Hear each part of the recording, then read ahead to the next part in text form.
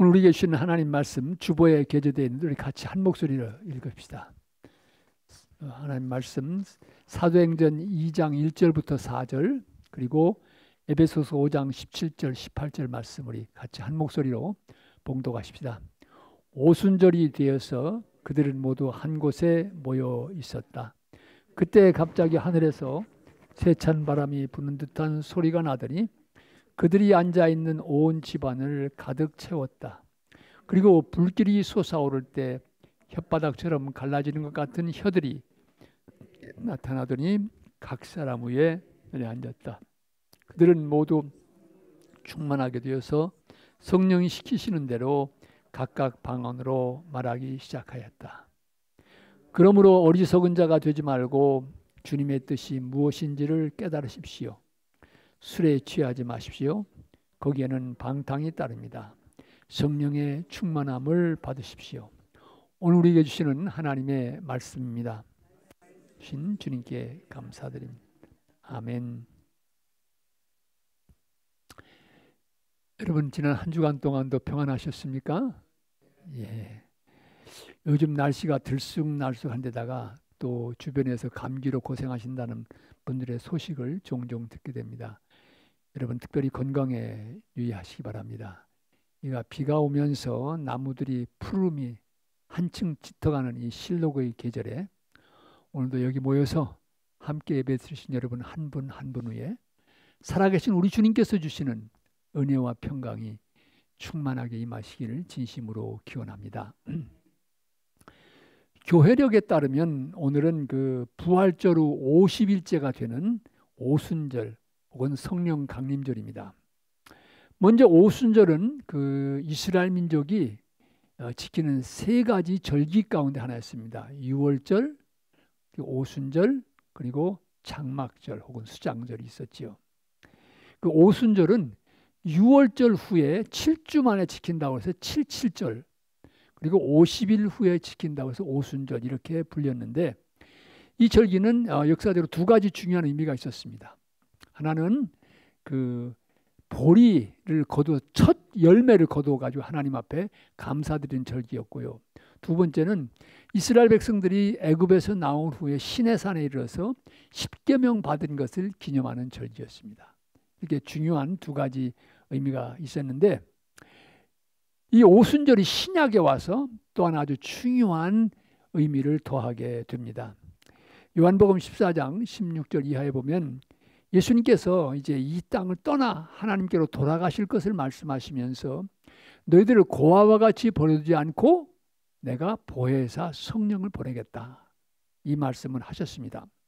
그리고 이 하나님의 약속을 기다리라고 부탁하셨는데 예수님이 부활하신 후 예수님께서는 40일 동안 제자들에게 이모저모로 만나주시면서 함께 하시다가 하나님 나라로 올라가십니다. 승천하시게 되지요.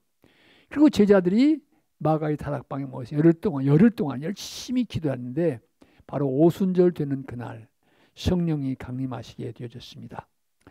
제자들이 불안과 미래에 대한 두려움을 떨쳐버리고 나가서 예수 그리스도의 부활과 역사를 구원의 복음을 외치기 시작했습니다. 바로 이 성령 강림은 예수님께서 약속하신 것이 그대로 이루어진 것입니다. 예수님께서 제자로 가면 육체로 같이 있고 가르치기도 하고 만나기도 하셨는데 이제는 더 이상 그렇게 존재하시지 않죠. 그러나 함께 하겠다고 하는 주님의 약속은 이 성령의 강림을 통해서 주님은 지금도 여전히 우리와 함께 하시는구나. 제자들에게 이 확신을 심어 주었습니다. 교회는 오순절을 이 성령 강림절이라고 부르면서 교회의 생일로 기억을 합니다. 성령님의 강림하심으로 확신하게 되고 제자들이 깨달은 것 앞에서 말씀드린 것처럼 주님이 여전히 우리와 함께 하신다. 이제는 성령으로 하나님의 영으로 우리와 함께 하신다는 것을 새롭게 깨닫게 되었습니다. 여러분 이 제자들의 특별히 베드로의 설교를 보면 이 성령의 강림은 멀게는 요엘 선지자가 예언한 것이 그대로 이루어진 것이다. 젊은이가 환상을 보고 이런 쭉 말씀이 있지요. 그 말씀이 이루어진 것이다. 이런 얘기를 합니다. 멀게는 요엘 선지의 예언이 성취된 것이고 조금 더 가깝게는 예수님께서 보혜사 성령을 보내주시겠다. 라고 약속하신 그 말씀이 그대로 성취된 것을 볼 수 있습니다. 이 성령이 강림하면서 그리스도 앞으로 나온 사람들이 믿게 되면서 하나의 공동체가 이루어지죠. 이게 이제 교회가 세워지는 것을 발견하게 됩니다. 여러분, 그때 예루살렘에 있는 제자들에게 임하셨던 그 성령님은 영원하시기에 지금도 살아계십니다. 그 성령님은 여기 오늘 우리와도 함께 하십니다. 우리 안에 계실 뿐만 아니라 우리 가운데 이 공동체 안에 성령님은 함께하고 계십니다. 근데 여러분, 우리가 이 성령님의 역사하심과 존재를 얼마나 귀중히 여깁니까? 성령의 임재와 역사하심 얼마나 간절히 사모하고 있습니까? 성령님, 또 성령 말씀하시면 어떤 생각이 떠오르십니까? 아마도 요란스러운 열광주의자들이나 신비주의자 혹은 방언을 말하는 사람을 떠올리시기가 쉽습니다. 그러게 이 성령 그러면은 긍정적인 생각보다도 부정적인 생각을 갖고 있는 분도 꽤 있습니다. 성령 하면 그건 순복음교 얘기고 감리교나 장로교 같은 곳은 좀 더 고상하게 조용히 예수를 믿는다고 생각하기도 합니다. 저도 이제 목회가 40년을 넘었거든요. 한국에서 5년 반 한국까지 소하면은 이래저래 이제 40년이 넘었는데, 이제 남은 상에 걸어가면서 우리 후배 목사님들에게 내가 경험하고 깨달은 것이 있다면 아낌없이 나눠주고 가야 되겠다, 이런 생각을 많이 합니다. 하면서 이제 이 조그만한 우리 같이 한 달에 한 번씩 모이는 그런 그룹 모임도 있고, 또 유나이티드 신학대학원의 그 목회학 박사 과정도 있고, 그런데 많이 얘기하는 게 있습니다. 미국의 이 주류 개신교단이 많이 쇠퇴하게 된 그 가장 근본적인 원인이 무엇일까? 여러분, 우리가 삼위일체라고 하는 말이 성경에 없기 때문에 여호와의 증인들은 성경에 없다고 따지는데, 사실은 이미 삼위일체적인 하나님의 역사가 성경 속에 나타나 있습니다. 삼위일체 하나님은 성부 하나님, 성자 하나님, 성령 하나님 해서 하나님에 대한 전반적이고 균형 잡힌 이해를 가르쳐주는 교회의 교리입니다. 그런데 이 개신교회가 이렇게 점점 더 약화되어지는 그 이면의 근본 바탕을 들여다보면 성부 하나님의 얘기는 많이 해요. 성자 하나님의 얘기도 많이 해요. 그러나 성령 하나님에 대해서는 충분히 강조하지 않는 거예요. 신학교 교육도 마찬가지고 교회 목회도 마찬가지입니다. 성령 그러면 어느 교수님 그 얘기 하더라고요. 이 많은 감리교인들 가운데는 성령 공포증이 있다는 거예요. Holy Spirit Phobia. 그래가지고 성령 그러면 그건 우리하고, 그건 순복음교회 얘기고, 이런 거리를 두는 이런 것들이 결국은 영적으로 쇠퇴해가는, 교회가 생명을 잃어가는 중요한 원인 가운데 하나라, 이런 생각을 해보게 된 것입니다. 듀크 신학대학원에서 가르치다가 은퇴하신 스탠리 하우어스라고 하는 교수와 우리 감리교회 감독을 역임하셨던 윌 윌러먼 교수가 함께 홀리 스피릿, 성령이라는 책을 써냈습니다. 아주 얇은 책인데, 여러분 이 책의 첫 페이지의 첫 문장이 어떻게 시작되는지 아십니까? 이 책을 여러분 첫 페이지의 첫 문장은 이렇게 시작됩니다. Christians are nothing without the Holy Spirit. 성령이 없이는 그리스도는 아무것도 아닙니다. Christians are nothing without the Holy Spirit.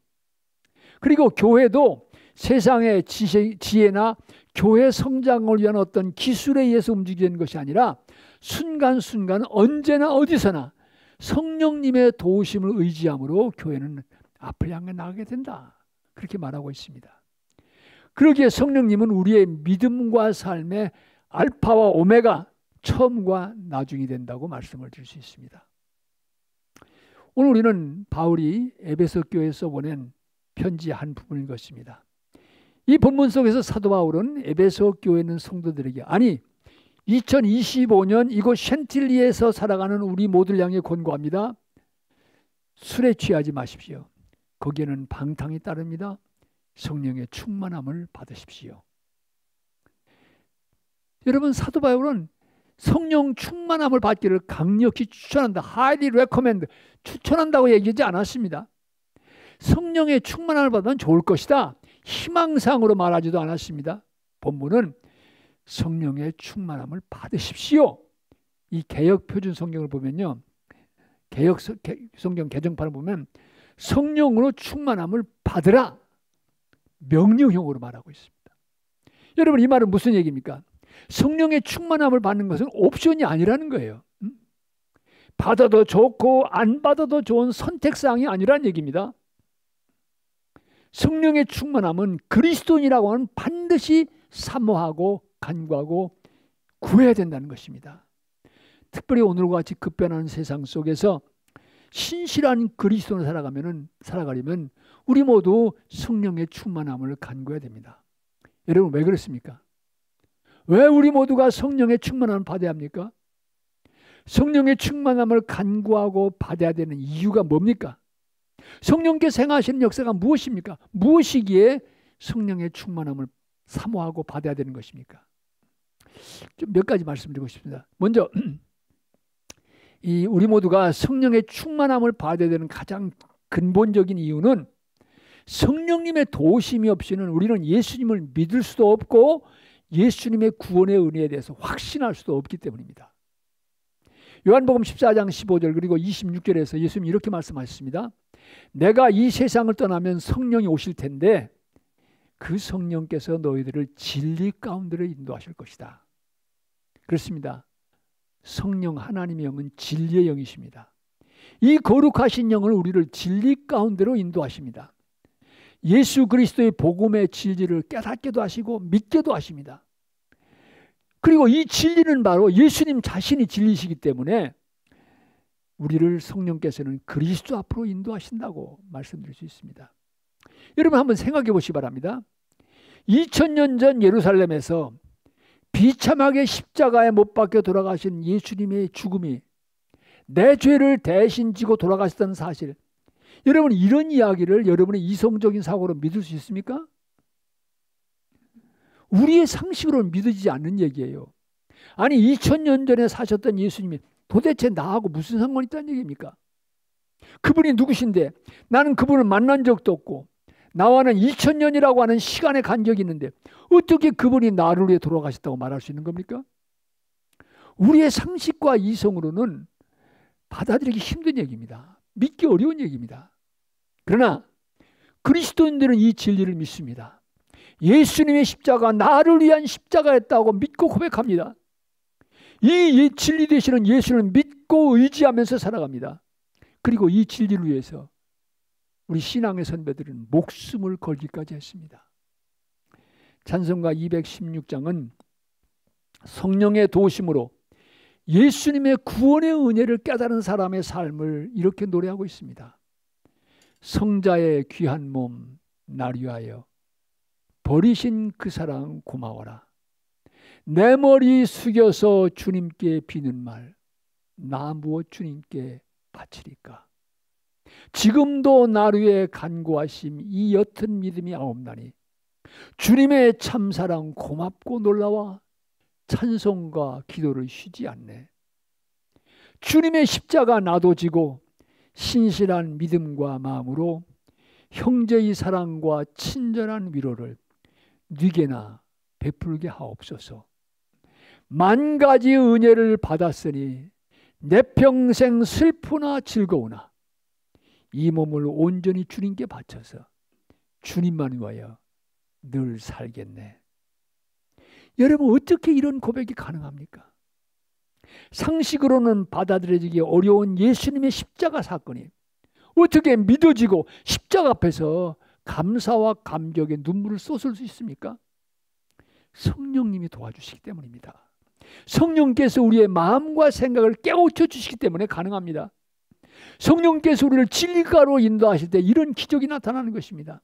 여러분 믿으려고 하는 믿음이 믿어지는 믿음으로 바뀌게 되는 것입니다.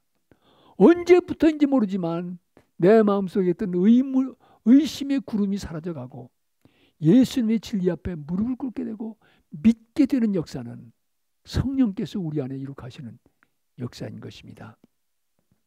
2주일 전에 저는 5월 25일 주일 웨슬리 목사님의 회심을 기념하는 주일을 맞아서 확신의 문제라는 제목으로 말씀을 드린 적이 있습니다. 성공의 사제로서 옥스퍼드 대학에서 공부하고 또 그 대학에서 가르치기도 했던 웨슬리. 그리고 미국 땅 조지아에 선교사로 왔습니다. 그런데도 그 마음속에 그렇게 공부하고 목사의 아들로 태어나고 목사가 되었지만 예수님이 그 십자가, 나를 위한 십자가는 확신이 없었습니다. 그러기에 고민하고 사제직을 그만두려고 생각도 하고, 그런 고민 속에서 찾아갔던 그 올더스게이트라고 하는 거리에 있는 기도 모임에서 그는 가슴이 뜨거워지는 경험을 하면서 예수님의 십자가, 나를 위한 십자가라는 확신을 하게 됩니다. 그리고 같이 앉았던 사람들 향한 사랑이 솟아나는 것을 느낍니다. 어떻게 일이 가능했습니까? 성령께서 이룩하신 역사인 것입니다. 성령이 우리 영으로 더불어 우리가 하나님의 자녀인 것을 증거한다고 얘기했습니다. 성령께서 행하신 역사가 우리 영으로 더불어 우리가 하나님의 자녀된 것, 하나님을 아버지라고 부를 수 있도록 인도해 주시는 것을 우리는 발견하게 되고 우리의 신앙의 삶 속에서 체험하게 됩니다. 사랑하는 성도 여러분, 구원 받은 것 같기도 하고 못 받은 것 같기도 하고 뭔가 확실하지 않으십니까? 기왕에 믿는 거 그래도 확신 갖고 믿고 싶다 느끼십니까? 성령님의 도우심을 구하시기 바랍니다. 성령님의 충만함을 간구하시기 바랍니다. 성령님의 충만함을 사모하시기 바랍니다. 성령님의 충만함을 받으시기 바랍니다. 성령님의 도우심이 없이는 우리는 한 걸음도 믿음 생활에서 앞을 향해 나갈 수가 없습니다. 이어서 성령께서 우리 안에서 행하시는 역사는 우리에게 맡겨진 사명을 감당할 수 있는 힘과 능력을 주시기에 이 성령의 충만함을 간구하는 것이 중요합니다. 여러분, 예수님의 제자들 어떤 사람들입니까? 별 볼 일 없는 잡초 같은 인생들이었습니다. 교육 정도도 그렇고요. 직업도 그랬고 사회적인 지위도 재정적인 능력도 무엇 하나 내놓을 것 없는 흙수저들이었습니다. 그런데 세상의 눈으로 볼 때는 이렇게 별 볼 일 없는 사람들이 역사 속에서 어떤 삶의 자취를 남겼습니까? 무엇이 그들로 하여금 하나님의 나라 역사에서 귀한 하나님의 도구로 쓰임받게 한 것입니까? 기독교 선교의 역사에서 지울 수 없는 능력 있는 전도의 발자취를 남긴 그들의 삶의 동력은 어디서 온 것입니까? 성령님이십니다. 오순절 다락방에서 성령님의 충만함을 받게 될 때 그들에게서 두려움은 사라졌습니다. 그들은 참으로 능력 있게 주어진 사명을 감당할 수 있었습니다. 성령의 충만함을 받게 되었을 때 그들은 불굴의 용기와 믿음, 능력을 가지고 로마 제국의 역사를 뒤집어 엎는 믿음의 용사들이 되었습니다. 그 성령께서는, 그 사도들과 함께 했던 성령께서는 오늘 우리와도 이 시간도 함께 하십니다. 우리에게도 능력을 주셔서 주어진 사명을 감당할 수 있도록 도와주십니다. 여러분, 구약 성경을 보면요, 그 장막을 짓는 얘기가 나오잖아요. 그 장막을 짓는데 이제 모세 때 이제 그 법궤를 담는 이런 그 장막을 짓는데 이 성막을 지을 때 아주 그 보석 세공 등 아주 공교한 기술이 필요한 사람들이 있었습니다. 오홀리압 혹은 부살렐 같은 사람인데 이렇게 공교한 보석 세공을 하는 사람에게 여호와의 신이 함께했다 이렇게 기록하고 있습니다. 저는 이 말씀을 대하면서 하나님의 신이 임하니까 보석 세공에서 뛰어날 수 있었던 거예요. 이 말은 하나님의 영의 도우심을 의지하면 사업도, 직장에서도, 가정에서도, 학교에서도 좋은 열매를 거둘 수 있다는 말씀입니다. 유능한 인생을 살아갈 수 있다는 말씀입니다. 우리 주님께서는 제자들에게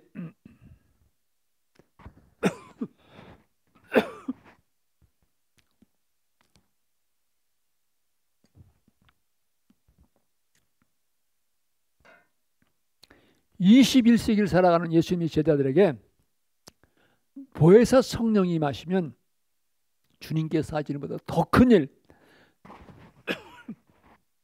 더 놀라운 일, 더 능력 있는 역사도 이루게 될 것이라고 말씀하셨습니다. 우리의 능력이 5밖에 안 되어도 성령이 임하시면 그 능력이 10도 되고 20도 되고 100도 될 수 있습니다. 그러기에 우리 모두는 살아가면서 한 번 살아가는 인생인데 이 인생을 뜻있고 가볍게 살려고 하면, 열매를 맺는 인생을 살아가려고 하면 성령님의 도우심을 받아야 됩니다. 성령님의 충만함을 사모해야 됩니다. 그리고 우리가 성령님의 충만함을 사모해야 되는, 받아야 되는 또 다른 중요한 이유가 있습니다. 그것은 바로 이 시대 속에서 주님께서 원하시는 진실된 교회를 세우기 위해서입니다. 많은 경우 우리는 성령님의 역사를 나와 하나님과의 관계, 개인적인 관계로만 생각합니다. 그러나 사도행전 주의 깊게 읽어보면 분명히 깨닫게 되는 것이 있습니다. 성령께서 교회를 세우셨고 교회를 이끌어 가셨다는 사실입니다. 성령께서는 교회의 중요한 고비고비마다 함께 하셨고, 사람들이 쌓아놓았던 벽들을 허물어 가시는, 그리고 하나 되게 하시는 역사를 이루어 가신 것을 보게 됩니다. 그러게 많은 사람들은 사도행전은 사도들의 행적을 기록한 책이지만 사실은 성령 행전이다, 성령께서 행하신 역사를 기록한 책이라 이렇게 말하기도 합니다. 여러분이 사도행전에 나타난 선교 역사에서 하나의 터닝 포인트가 된 중요한 사건이 있다면 사도행전 16장에 나타난 바울과 실라의 두 번째 전도 여행입니다. 이들은 원래 튀르키예, 그러니까 지금 터키 지방을 중심으로 전도를 하려고 했습니다. 근데 이상하게 전도하는 일인데도 성령께서 허락하지 않으시는 거예요. 그러면서 환상 중에 마게도냐 히랍 사람이 나타나서 와서 우리를 도우라. 그러니까 하나님께서 원하시는 것은 복음을 들고 마게도냐로 건너가는 것이구나. 그리고 배를 타고 건너가서 첫 번째 개척한 교회가 빌립보입니다. 여러분, 이 사건은요, 기독교의 복음이 유럽 대륙에 상륙하는 중요한 출발점이 됐습니다.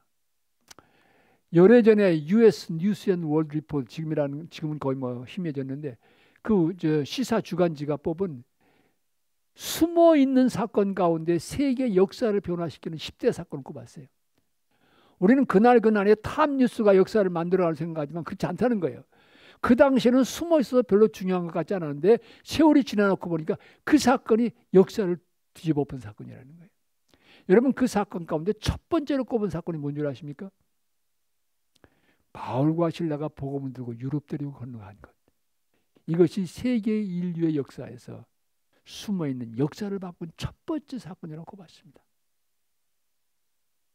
교회가 능력 있는 선교의 사명을 감당하는 것도 성령께서 도와주셨고 성령께서 인도해 주셨기 때문에 일이 가능했던 걸 보게 됩니다. 바울이 계획한 것이 잘못된 거 아니에요. 터키 지역에서 복음을 전하는 게 잘못된 거 아닙니다. 그러나 성령께서는 그것보다 다른 플랜, 더 좋은 계획을 가지고 계셨습니다. 여러분, 성령의 충만함을 받아야 교회가 영적으로 변화됩니다. 교회가 새로워진다는 건 뭘 말합니까? 교회는 빌딩이 아닙니다. 하나님의 백성들입니다. 그러기에 하나님의 백성들이 성령으로 새로워져야 교회가 새로워질 수 있는 거지요. 그러기에 우리가 교회를 새롭게 세워가자는 이 갱신과 부흥운동은 성령님의 도우심이 없이는 불가능합니다. 성령의 충만함을 그러기에 사모해야 됩니다. 이제 성령님의 충만을 받는다는 말 많이 하는데 그게 무슨 얘기냐? 그게 무슨 얘기냐? 그 의미를 좀 생각해 보면서 제 설교를 좀 정리해 보려고 합니다. 많은 경우 한국교회는 성령 충만을 밖으로 나타나는 외적 현상들과 연결시켜 생각하는 경향이 있었습니다. 예를 들면 은사 충만해서 병고침의 역사가 나타난다든지 방언이 터진다든지 신기한 기적이나 현상들이 나타나는, 예를 들면 금가루가 떨어진다 혹은 금이빨이로 변화된다. 물론 하나님께서 역사하시면 그런 놀라운 변화들이 있겠지요. 그렇지만 그런 건지 성령의 충만한 것을 생각하는 경향이 있었는데 사실은 성령의 충만함이라는 것은 훨씬 더 깊고 내면적인 중요성이 있습니다. 성령의 충만함이라고 하는 것은 나라고 하는 존재가, 내 인생이 전적으로 성령님의 다스리심, 성령님의 지배 아래 놓이게 되는 것을 뜻합니다. 그러면 성령의 충만함이 이르는 과정은 그리스도 안에서 나를 계속 비워가는 과정입니다. 그리고 그리스도 영으로 채워져가는 과정입니다. 나란 존재가 그리스도 안에서 철저하게 죽으면 죽을수록 성령께서는 그만큼 내 안에서 더 큰 영향력을 가지고 더 큰 능력으로 역사하시게 됩니다. 그러므로 그리스도 안에서 나를 비우지 않는다고 하면 내가 죽는 십자가가 없다고 하면 우리는 결코 성령의 충만함을 이룰 수 없습니다.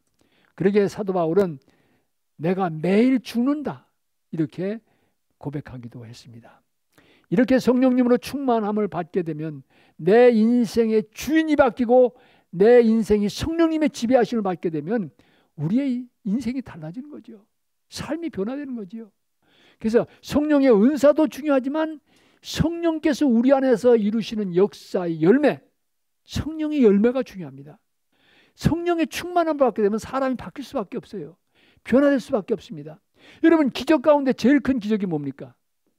사람이 변화되는 것입니다. 이것처럼 큰 기적이 없습니다. 내 주장, 내 고집대로 살아가던 사람이 하나님의 영, 성령의 다스림과 지배를 받으며 살아가게 되는 것입니다. 내 인생의 주인이 나에게서 예수 그리스도로 바뀌게 되는 것입니다. 늘 그런 말씀을 자주 드립니다마는 우리 인생의 주인이 바뀌는 게 가장 좋은 삶의 길입니다. 왜냐고요? 예수님 우리보다 훨씬 똑똑하시잖아요. 우리보다 더 능력이 많으시잖아요. 그분이 또한 우리를 사랑하시잖아요. 그러니까 내가 붙들고 있어야 안전한 것 같은, 그렇지 않아요. 주님 앞에 내어 맡길 때 거기에 진정한 안전함이 있고 거기에 진정한 최선의 길이 있습니다.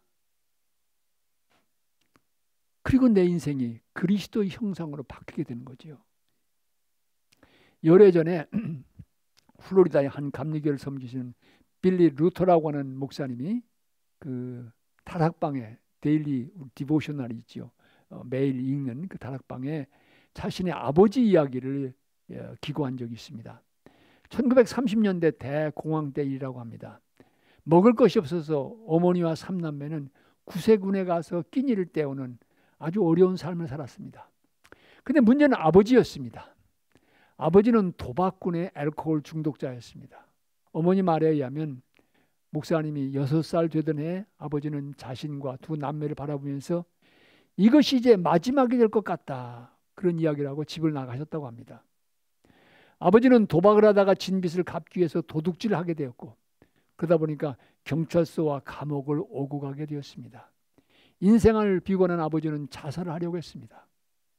이를 발견한 어머니가 눈물을 흘리면서 여보, 우리 다시 시작합시다. 교회 나갑시다 라고 호소했습니다. 그래서 아버지는 교회를 나가기 시작했고 예수님을 만나게 되었습니다.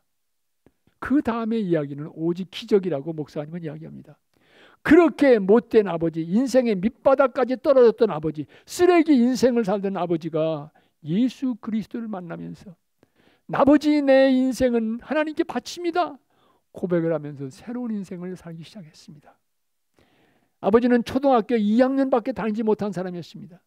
그러나 그가 예수님을 만난 후에는 성경 구절을 500절을 암송해서 매일 저녁 유치장과 병원과 감옥을 다니면서 복음을 전하는 사람이 됐습니다. 그 아버지 밑에서 유수한 감리교 목회자가 배출된 것입니다. 아버지의 인생을 돌이켜보면서 루터 목사는 이렇게 말했습니다. 오직 기적이다. 오직 기적이다. 성령의 능력으로 이런 일이 이루어졌다고 밖에는 달리 말할 길이 없다. 성령의 능력에는 달리 말할 길이 없다. 이렇게 썼습니다. 그렇습니다. 성령의 충만함을 받으면 우리 인생이 달라집니다. 우리의 인생이 성령님의 다스림을 받게 되면 우리는 가장 좋은 길, 최선의 인생을 살아갈 수 있습니다. 성령으로 충만함을 받으면 우리 교회도 주님께서 믿고 쓰시는 신실한 주님의 교회로 자라갈 수 있습니다. 우리 챈틀리 캠퍼스 신앙 공동체가 출발한 지 이제 반년에 접어들고 있습니다. 사랑하는 성도 여러분, 새로운 오늘과 내일을 위한 우리의 기도에서 제일 먼저 구할 것이 무엇입니까? 가장 시급한 기도의 우선순위는 무엇입니까? 온 교우들이 성령의 충만케 하시는 은혜를 사모하는 것입니다. 성령의 충만함을 받는 것입니다. 성령께서 다스리시는 새로운 인생, 성령께서 이끌어 가시는 신실한 주님의 교회를 꿈꾸며 나아가는 것입니다. 그러기에 오늘 특별히 성령 강림절을 맞은 우리에게 사도 바울은 이렇게 권고하고 있습니다. 여러분 모두 주보를 펼치셔서 우리 에베소서 5장 17절 18절의 말씀을 한 목소리로 한 번 더 봉독하십시다. 에베소서 5장 17절 18절. 그러므로 어리석은 자가 되지 말고 주님의 뜻이 무엇인지를 깨달으십시오. 술에 취하지 마십시오. 거기에는 방탕이 따릅니다. 성령의 충만함을 받으십시오. 아멘. 성령의 충만함을 받는 것은 옵션이 아닙니다. 받아도 좋고 안 받아도 좋은 선택사항이 아닙니다. 구해도 좋고 구하지 않아도 괜찮은 숙제가 아닙니다.